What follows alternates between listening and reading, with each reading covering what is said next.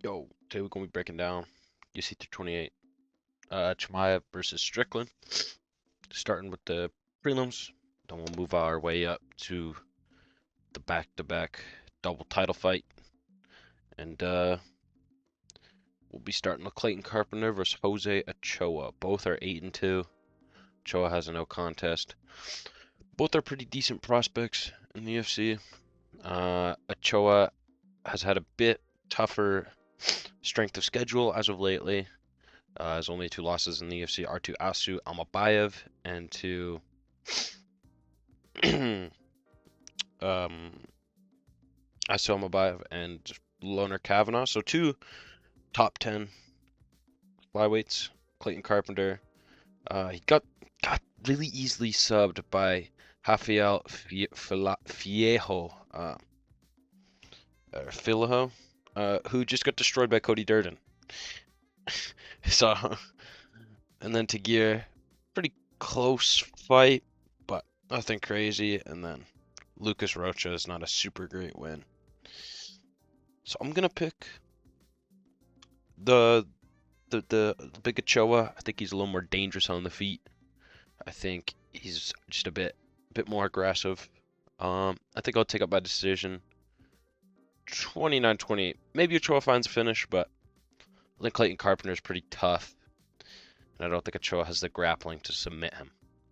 Next up, Chimaev versus Jordan Santos. Now, as much of a fraud as I think Chimaev is, I think Jordan Santos is pretty mediocre.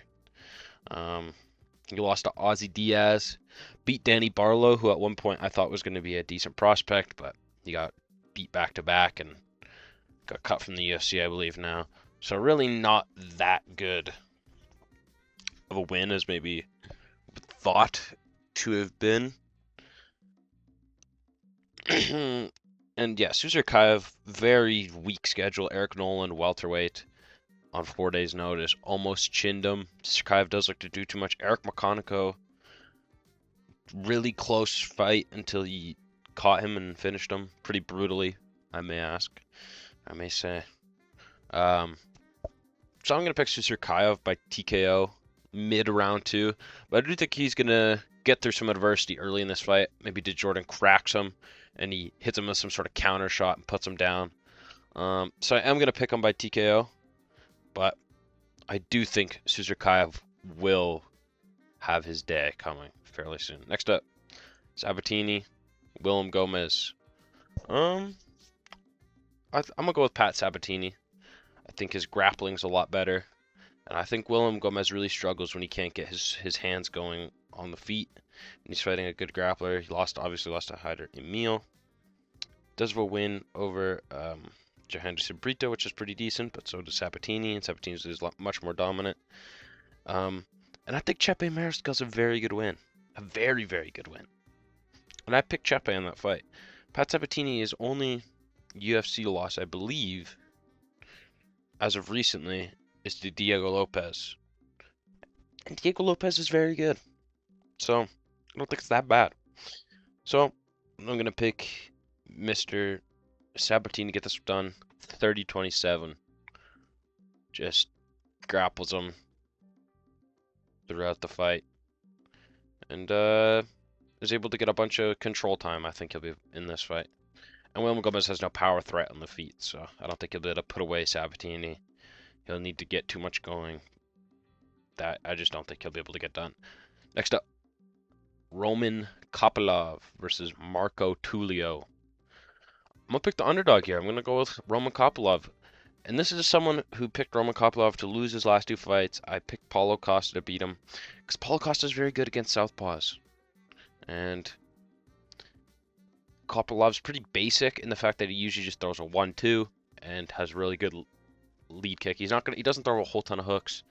Doesn't get too dynamic with the kicks. Sometimes he'll throw a spinning kick, but mostly it's just roundhouse kicks to the body and to the head, which when he fought Costa is kind of just someone who does that better than him. Marco Tulio, I think he does too much. I think the simpleton game here of Kopylov is going to really pay out.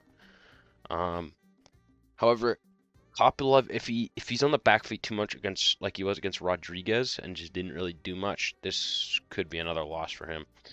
But I don't think there's that same sort of threat on the feet that RoboCop has. RoboCop really has a power threat, and you could see that. And Kopylov did once he felt the steam come off the shots in that third round, start to pick it up and start to land some kicks and some big kicks and a bit more combination work.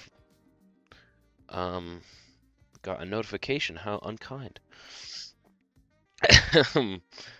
But okay, we're getting too many notifications here. But yeah, Roman Kopylov. I think he's gonna get this one done by decision. I could see a TKO with a head kick maybe, but I think he's just gonna be able to outwork Tulio a bit, blast the kicks to the body, blast them to the head, because Tulio does too much. He spins a bunch, and it got him caught against CLD, who I do think is better than Roman Kopylov. But I think he just does a little too much. You can get him caught. Tresean Gore caught him a few times. And Tresean Gore, I guess, is turning out to be not quite as terrible as we thought he was. But I think Roman Kopylov is going to get this one done by a close, maybe even split decision. 29-28. Jim Miller versus Jared Gordon. Now, Jared Gordon, sometimes. This guy can sometimes just show absolute brilliance, or he can just get mopped. He had a really close fight with Hapras that I thought he won. Good win over Thiago Moises. Rafa Garcia, pretty sure he was injured going into that fight, but still he got done pretty bad in that fight. And Jim Miller has really lost a lot of the pop in his shot. He used to have some heat, but against Green and Hooper and Damon Jackson, I guess he cracked Damon Jackson. I think his speed and his power is starting to go. He still had a bit of power left in him, in like the early 2020s, but I think that's kind of gone now. I don't think he'll have the pop to put down Gordon, and I think Gordon has a bit more left in the tank for him yet. I think he'll get through Jim Miller. I think it's going to take someone like a Rafa or a Hapra, someone in that like 20 to 25 range of the lightweight division to take out Jared Gordon. So we'll take Jared Gordon by decision. I think he'll sweep the scorecards, 30-27. But it's a pretty decent fight. I do think the odds are maybe a little too much in the favor of Jared Gordon. Jim Miller still can crack. So yeah, next up, Rebecca versus Grant Dawson. I think I'm gonna go with the underdog here again. I think I'm gonna go with Rebecca. It just comes down to I'll talk about it a bit later with Buckley versus Brady, but some of these fighters, despite being technical on the feet, if they can't get their grappling going, they just crush and they get crumbled. They can't get their system going. It doesn't work. Rebecca's perfectly fine with not letting his system go. He'll work his way back into a fight and he'll just dog it out. And I think that's kind of what's going to happen. I think there is a chance that Grant Dawson can just take him down repeatedly over and over again and work his way to a unanimous decision win or a submission or ground and pound TKO. But I just don't think Grant Dawson has what the people who have beat Rebecca have. A Ludovic Klein, a Chris Duncan beat Mictebek Oralbai.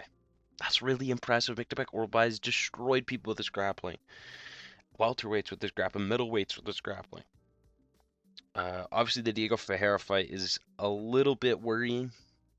I don't think Diego Ferreira is super good, but at the same time, Diego Ferreira could dog it out. Dawson beat him, but Dawson beat him, but that was just like a grappling back and forth, out scrambling each other. So you might just be able to think, oh, we do as an MMA math here, we can, kind of deduct that maybe he doesn't have it. But I don't think Grant Dawson has the dog in him on the feet. I think he's able to get caught. He got caught by Bobby Green. He got caught by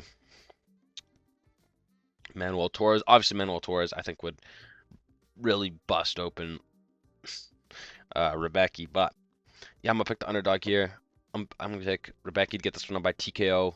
Late round 1, early round 2. Just kind of hits him with a cuffing shot. Dawson kind of wobbles around. Few follow-up shots, puts him down. Couple ground and pound shots. Rebecca gets a win by TKO. Next up, Joel Alvarez versus Yaroslav Asimov. I'm really bad at pronouncing this guy's name, so. Um, but anyway, he is a very good grappler. I know it's like, oh, this guy's only beat Neil Magny, but just taking down Neil Magny and subbing him is pretty impressive. The only other person that's really done that to Magny is Gilbert Burns.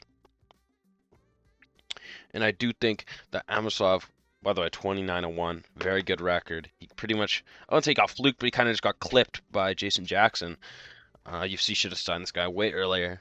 But anyway, I think when we look at the Arman Tsarukyan loss for Alvarez, it was way too easy for a guy of that size to repeatedly take down Joel Alvarez and bust him up with the ground and pound. I think Yaroslav can do the same thing here, and I think he will do the same thing here, and I'm not sure if he'll get the finish. I'm going to pick him by unanimous decision, but I don't think Joel has any wrestling off his back. He'll throw up a guillotine attempt, so I guess that's kind of the pick here for Alvarez is a submission, or maybe you can crack him on the feet.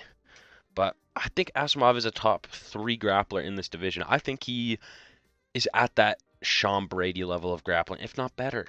I think he's with the Usmans and the Sean Brady. I think he's just below Usman and Islam in terms of just grappling. Plus, he has really good submission skills.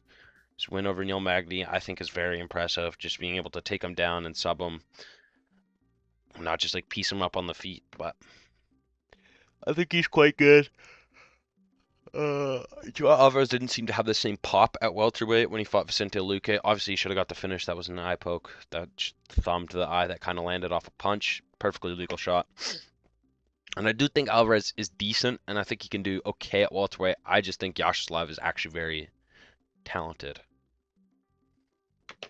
Unlike a lot of the other Bellator or PFL guys. Next up.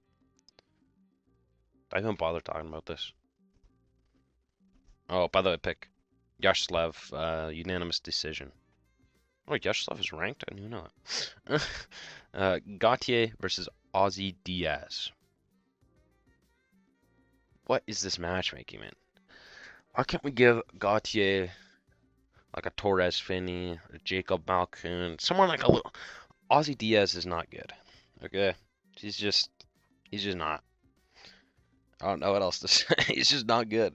And I think a lot of people are going to say, oh, the Pulia fight, which, by the way, wasn't a robbery. Gautier clearly won. You could maybe give the third round to Pulia, but he dropped him 3 times, cracked him with like pretty much everything he threw. And I think that's good to see him go to a decision, get tagged a bit, and grit down. Yeah, I just think he's going to bomb him in round 1. Ozzy Diaz is just going to get flatlined. I don't really think there's that much to it. There should never be matchmaking where someone is minus 1,100. I think that just means you did a bad matchmaking job. Anyway, Gautier's going to sleep him. On to the main card.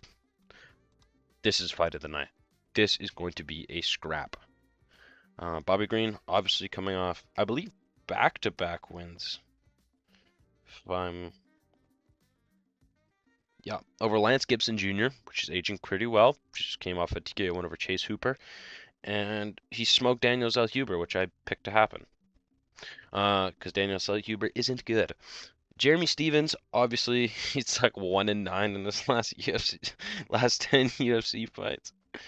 But I think you have to be a top 15 level fighter to beat Bobby Green. Like, if you look at the people beat him, Paddy Pimblett, Marcirio Hoofy, Jalen Turner. These are all good fighters and like with high finishing potential. And I think Bobby Green is going to style on Jeremy Stephens, especially in the second and third round. I think round 1 might be pretty close. Bobby Green's kind of outside, hands down, emoting. But I think as this fight goes on, Jeremy Stephens is going to get frustrated that he's not able to land on Bobby Green, and he's going to overextend. He's going to get hit with big counters, get cracked back. I do think Stephens is tough, so I don't think he's going to get finished. Especially because most of Stephens' losses are by submission more than TKO. He's been TKO'd a few times. With Jose Aldo TKO'd him. But I think Bobby Green's going to get this one done. I think he's going to piece him up 30-27, 30-27, maybe a 29-28 scorecard. I could even see a 10-8. Maybe we see like a 29-27 scorecard in here for Bobby Green or something like that.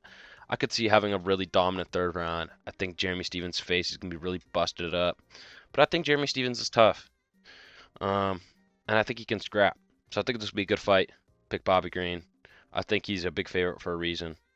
But there is that power threat. You know, Jeremy Stevens, as old as he is, I still think he's got some pop in his shots. And Bobby Green's chin is pretty weak. But I do think that he's just not going to be able to get caught. Now, Numansa versus Sean Brady. What is Sean Brady's nickname even? I don't even know. Does Sean Brady have a nickname?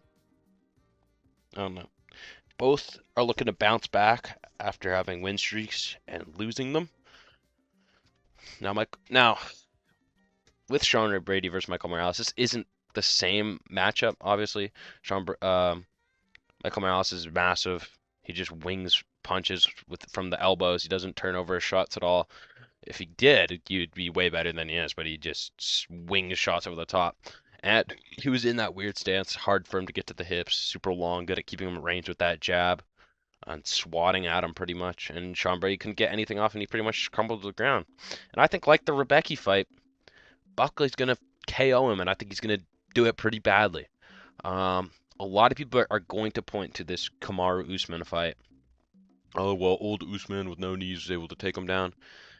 And Buckley never deterred. Mid-fight, he was able to make an adjustment to not get taken down in the 5th round, and he destroyed Usman in that 5th round. Okay, maybe not destroyed, but he did a number on Usman in that 3rd round. He was just landing at will.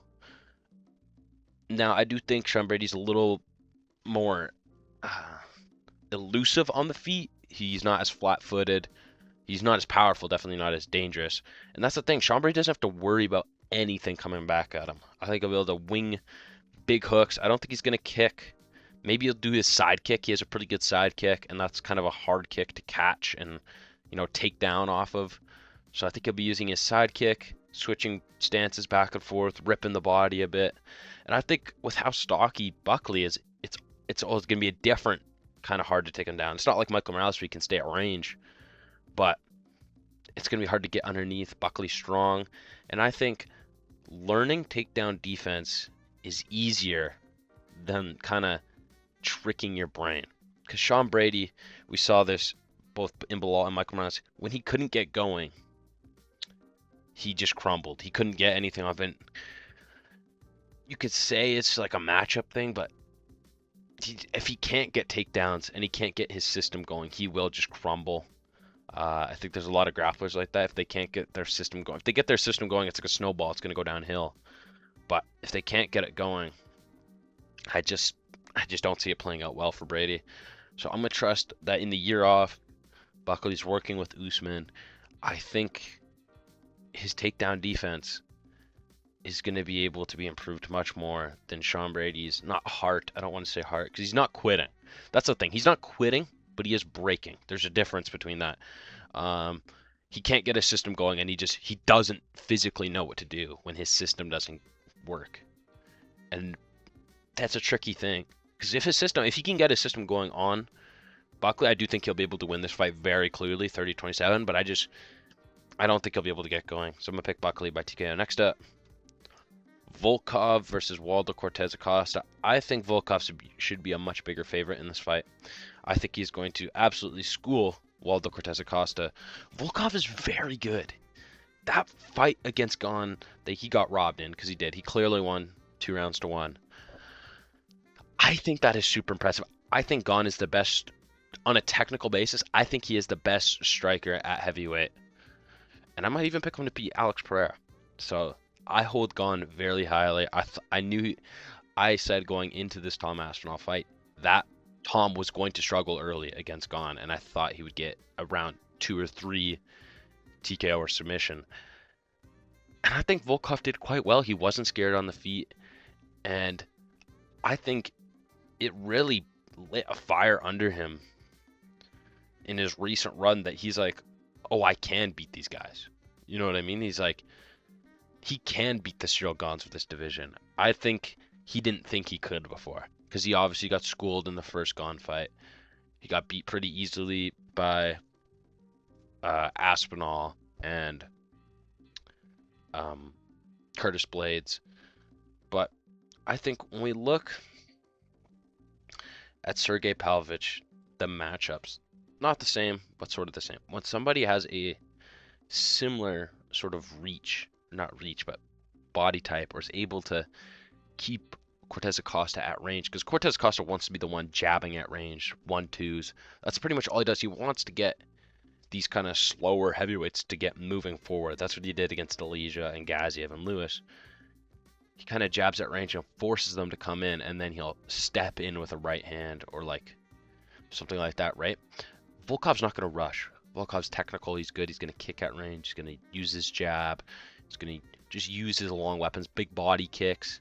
Obviously, you can see a bit of a difference in the physique for heavyweights.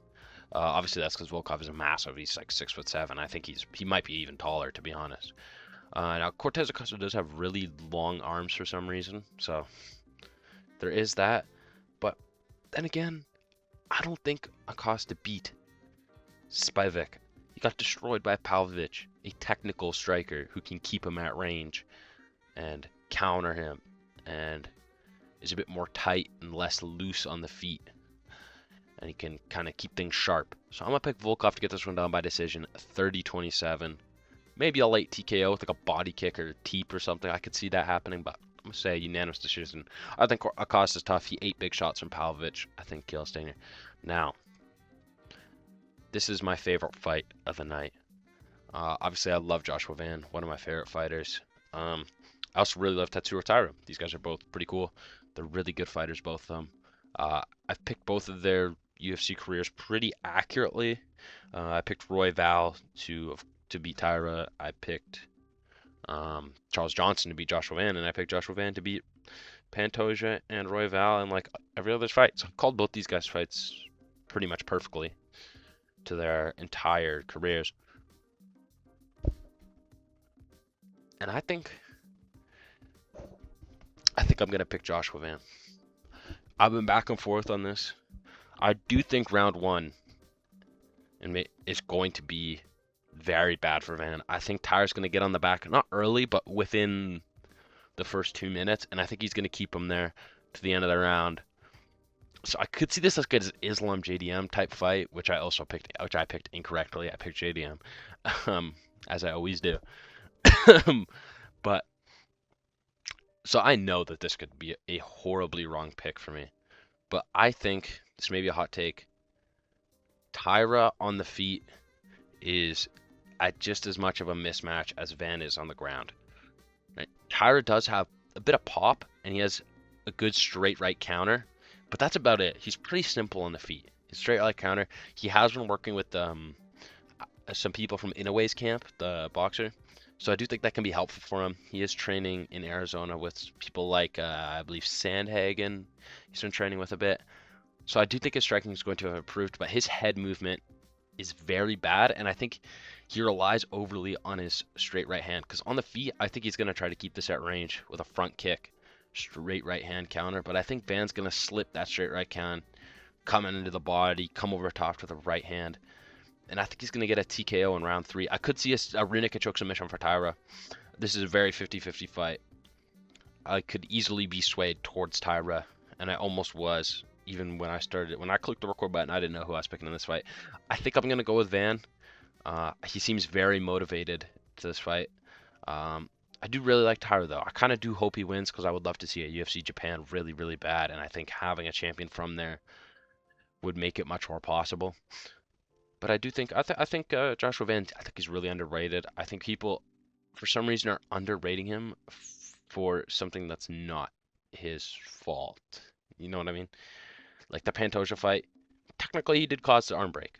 Now a little questionable about like how much he caused it, right? He obviously just pushed him over, and Pantoja forgot to hit the BJJ fundamentals and learn how to break fall with the kids class. But I think Joshua Van's a very good boxer. I think he mixed up the levels more. And I think in that Roy Val fight, I do think Roy Val is a better grappler than Van and can scramble better than Van. But I think the initial takedown defense for Van is better than the initial takedown defense for Roy Val. But anyway, what I'm trying to say is the second or third round that Roy Val really put a number on Taira and was just piecing him up against the fence here. Taira doesn't move his head at all. He kind of just high guards, and he moves his head but not like effectively. He kind of just ducks and tries to move it, but he's not calculating moving his head. I think if Van gets him in that situation, he finishes him. I think he hits a lot harder with the same volume. Instead of just popping him at range, I think he's going to sit down. Big body shots coming over the top of the right hand. So I think he can get this one done by TKO in round 3. On to the main event. These odds are ridiculous. First off, despite I just have a gut feeling Sean Strickland's going to win. I just have visualized Sean Strickland breaking Chimaev and TKOing him.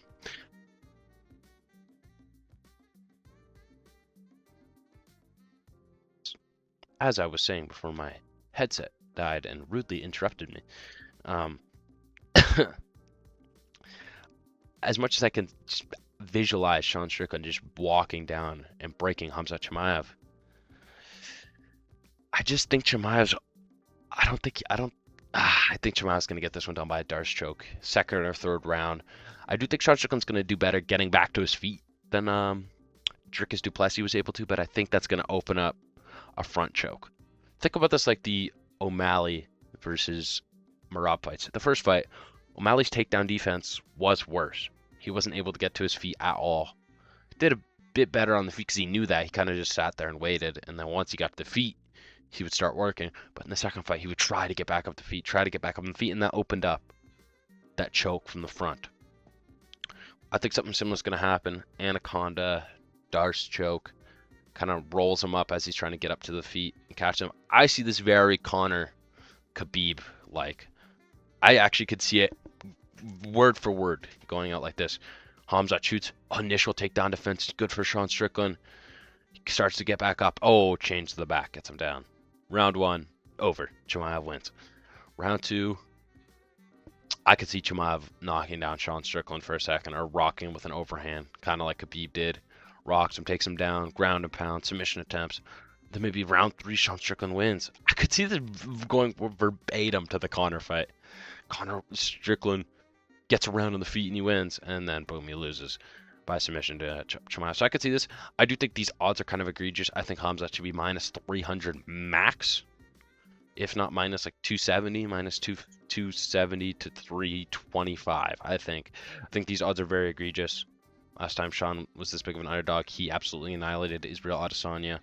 But I'm going to pick Khamzat Chimaev. So my picks are Chimaev by submission, Joshua Van by TKO, Volkov by decision, Buckley by TKO, Green by decision, Gauthier by knockout, Yaroslav by decision, Rebecki by TKO, Gordon by decision, Kopylov by decision, Sabatini by decision, Sizerkayev by TKO, and Jose Ochoa by decision.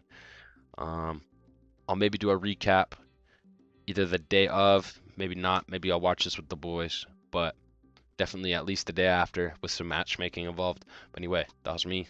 See you in the next one. Bye-bye.